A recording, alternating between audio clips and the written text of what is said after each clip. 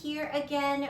We're doing a solo episode again because I got sick and we don't want to infect anyone else. It's been a horrible week. I almost didn't even record an episode because I was feeling so shitty, so down and out, but this is my 10th episode. My podcast is officially double digits, so I couldn't not do an episode. Unfortunately, it's not going to have the energy that I would normally like it to have, but that's okay. I'm going to persevere and get it going. So with that, if you're watching, the drink of the week is a smoothie. She is an orange smoothie, and it's because I need the nutrients and the vitamins. I, again, have been struggling so bad this week, but it's a recipe that I got from my favorite TikToker in the whole world. I love her so much, Paige Sheffield now. She used to be Paige McDonald, but now she's Paige Sheffield. But this is her anti-inflammatory smoothie. It's mango, pineapple, carrot juice, turmeric, black pepper to activate the turmeric, lemon juice, ginger, and then I added coconut water as well. She also does do beet juice. I just didn't have that, so that's what I'm drinking. Hopefully I will get better. I feel like you can also tell my health by the way my nails look, and in my sickness I just picked off all my nails. If you're watching, I'm back to having my baby hands. So the next time you see me, I will have my nails done. I will have my hair done because I just took an everything shower. I feel much better, clean, happy, but my hair's wet. I have no nails. I probably look like absolute shit, but I gotta do this. So let's get it going. I put it out on social media and I asked you guys, I did a poll. I said, what kind of content are you looking for? And I gave the options. I said, do you want gremlin stories? Do you want life and love advice? Do you want, what was the other? Oh, more guest episodes or something else? DM me. 60% of you said gremlin stories. So that's what we're doing this episode. It's nothing but gremlin stories, which kind of made my job easier this week considering I am having issues. So I was able to just pull the gremlin stories and go with them. All I gotta do is just read. So even that though might be a little challenging. We might take a few breaks so I can get my life together. With that, all right, the first gremlin story is anonymous. Anonymous says, this is probably the most embarrassing moment of my life, so this needs to stay anonymous. The love of my life had broken up with me after 2.5 years, and I was absolutely devastated. Almost immediately afterwards, he began dating his coworker, who he had told me, quote, not to worry about, they are just friends. Insert eye roll here. They always say that. Anyway, about a year later, I'm scrolling on Instagram and see his sister posted a pic of him with his now fiance at their engagement party. I had no idea he proposed to her. And maybe in the back of my mind, I had hoped we would one day find our way back to each other. I was absolutely heartbroken. I told my roommate about it and she comforted me and suggested we Postmates some alcohol to the apartment and drink our troubles away. That's always the best solution. Thus began our binge night. After finishing 3 bottles of wine and 2 boxes of tissues, I decided we needed tequila. Ooh. Then the rest of the night became fuzzy, and now I'm back in my bedroom on the phone calling my ex. Mind you, it is now 3 a.m. He didn't answer, but that didn't stop me from calling many times and leaving many voicemails telling him off and crying about how bad he had hurt me. The next afternoon, I woke up feeling worse than I did the night before, with a text on my phone from him saying, quote, I'm sorry you're hurt, but I've moved on and so should you. By the way, his sister blocked me, which is probably for the best. Oh my goodness, I'm so sorry, girl. So I picked this one because I didn't have a story actually with most of these, I don't have a story with them. I just grabbed them because I thought they were funny. But this one, I wanted to tell you that that's okay. And I think even though he's an asshole, I do think he's right. I feel like now you have your closure. you can move on with your life and you can find your person. You said that he was the love of your life. Obviously he's not, because if he was, he wouldn't have treated you like that. So you haven't found the love of your life just yet, but you will. And when you are able to move on from this guy and, you know, heal, you'll be able to find your actual person. Unfortunately, this is just a sad story, but that's okay. You know, we all do embarrassing things, and, you know, like we say before, we hope they get the life that they deserve. And that's what will happen with him. He'll get the life he deserves. And so will you. You deserve happiness. You deserve your love and your person. So you will find the love of your life. He wasn't it. So ditch him. She can have him, right? Okay, this next one is Samantha. Samantha says, I'm taking this back to 2013. I'm the maid of honor in my best friend's wedding, and her groom's best man, my ex. See, my friend and I had met them both together in a bar a few years back. They made it, we didn't. The breakup wasn't too horrible, no cheating. We just ended up clashing too much. Very much oil and water. So we were able to be around each other without too much issue, at least for the sake of our friends. Now I don't know why, but the bride and groom decided to have a joint bachelorette party in Nashville. We each have our own activities for the most part, but also have group activities. One of the group activities was playing drinking games, including Never Have I Ever. The question gets asked, never have I ever had an orgasm. I'm already deep with my whiskey and something came over me and I looked my ex dead in the eye and said, never. It was a total lie, but I felt like being mean. The whole party erupted with, oh. My ex was pissed, but it made me laugh, so all is well that ends well. Bye, Samantha. Samantha, I fucking love this. I fucking love you. Fuck yeah. You know what? If you guys make each other mad anyway, might as well just fucking add it on. But I love that. You know, now he's gonna probably question his existence and time being. Oh wait, this was 12 years ago. Whatever. I'm sure he still thinks about it though. Guys never get over something like that. They're always like harping on it and worried about it. And you know, if you have to take him down a peg or two, oh well. All right, this next one is from Lucy. Lucy says, this happened this past Saturday for Memorial Weekend. Our town has a big festival for Memorial Weekend. I think of it as a mini 4th of July. My roommate and I went walking through and met up with a few friends and just enjoyed the day. At night, we went to our favorite bar, which is down the street from our house. I don't remember leaving the bar, but when I woke up, I was for sure in my living room, but in our big dog crate. My roommate has a huge German Shepherd that she is crate training, and in my drunken state, I decided to switch places with the dog. Luckily, the door wasn't closed and I was able to slip out. It was a good day. Thanks for reading, Lucy. Like I said, I don't have a story for any of these. I just grabbed them because they were funny. And I love that. Yeah, that's a good one.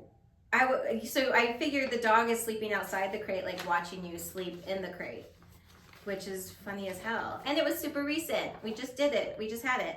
All right, this next one is from Madison. Madison says, during my freshman year of college, I was kind of scared to go out and drink, but my roommate convinced me to go out with her after her uncle made me a convincing fake ID. I know it's illegal, blah, blah, blah. So we go to the local bar where they card, but not super well, just for my own peace of mind. We get in and I start to get excited. I wasn't a big drinker, so I wasn't sure what to order. I ended up just going with the flow and getting drinks along with my friends at their pace. Big mistake. I was white girl wasted by 11 p.m., but I was feeling myself, and even though I was messy, I was having a great time. I think the boys thought that I was an easy target because, like your friend said before, men are trash. Thank you. So I was getting hit on left and right. I obviously wasn't going to go home with any of them, but they were a little relentless. Ugh. So I started giving out a fake number saying, text me, and we would hook up sometime. I didn't think too much about the number I was saying. The following day, I received a call from my dad asking what was going on and if I was okay. Confused, I said yes and asked why. Turned out my drunk brain decided to tell all these boys my dad's phone number. I have no idea why. I tried to make up some lame excuse as to why they would be texting him that didn't involve illegal drinking, but I don't think he bought it. Madison. Okay, I have a couple things with this. The uncle making the fake ID. What kind of family is this? If I would have asked my uncle to make me a fake ID, he would have told me to scram. So I'm assuming that this is an uncle that is like very close in age, like an age gap between the mother, father, and the uncle, because that's weird and wild. But giving out a fake number that's your dad's, that's insane. I used to give out fake numbers, but I stopped doing, I haven't done it in a long time, but I stopped doing it because I got nervous that the guys were gonna ask me to repeat the number back, and obviously I was just throwing numbers out of my mouth. So I was like, ugh. So then when they would ask, I would just straight up say no, which is like, we should be able to reject a guy if we don't want to talk to them further. Like, just, thank you for the small conversation and the drink and toodaloo. I don't know why we're so afraid to say no, goodbye. It's because men are scared. Because men can be trash. That's why. Good God. Come on, men, do better. Not all men, but you get what I'm trying to say. Okay, this last one is Marciela. She says, this is a story from my early 20s. For reference, I am now 36 with 2 kids. I was away with my boyfriend on a trip to Miami. We are from Orlando.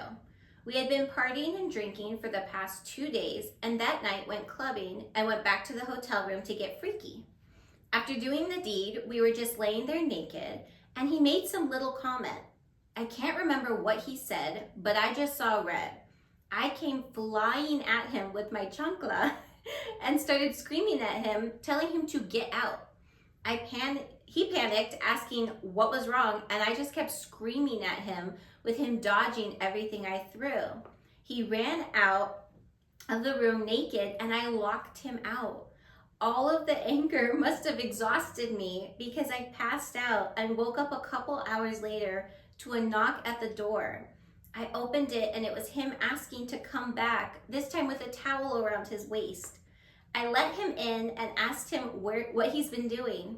He said the neighbor guys heard the shouting and came to peek, and then gave him a towel to sit in, and he had been sitting outside the door this entire time. I felt bad and apologized. I don't think I became a gremlin, but a full-on demon. I no longer drink or party for that exact reason. Marciela. Oh my God. That poor guy. I do wonder what he said though, because depending on what he said, I either will or will not feel bad for him. This is the only story I kind of have a story for, but it wasn't like bad. So a few years ago, my boyfriend and I went on a cruise to Mexico, and it was supposed to be a cruise from Los Angeles to Ensenada and then Cabo. Unfortunately, there was a hurricane that hit Cabo, so we couldn't go, which was the whole point of us wanting to go on the cruise because we had just been to Ensenada. So it was an extra day at sea, and then on top of it, we were like, we're not gonna get off at Ensenada because we were never planning on it. So we just basically spent like 5 days on this ship. We got the full inclusive drink package, which means we drank our body weight in Tito's, and we had a great time. But the last night, I wasn't feeling well because, it'd been 5 days of just binge drinking. And we were at the casino, and he was like playing and kind of winning. And I was just like, ugh, like I need to like go back to the room. I don't feel good, but you stay here. I stumble my butt all the way to the room. I make it. I get in the room and I fall asleep. And by fall asleep, I mean I pass out. Like clothes on, laying crossed, like diagonal on the bed, pass out. And that was that. I didn't really think much of it. I wake up the next morning, or he wakes me up the next morning because we have to pack and like get ready to, disembark.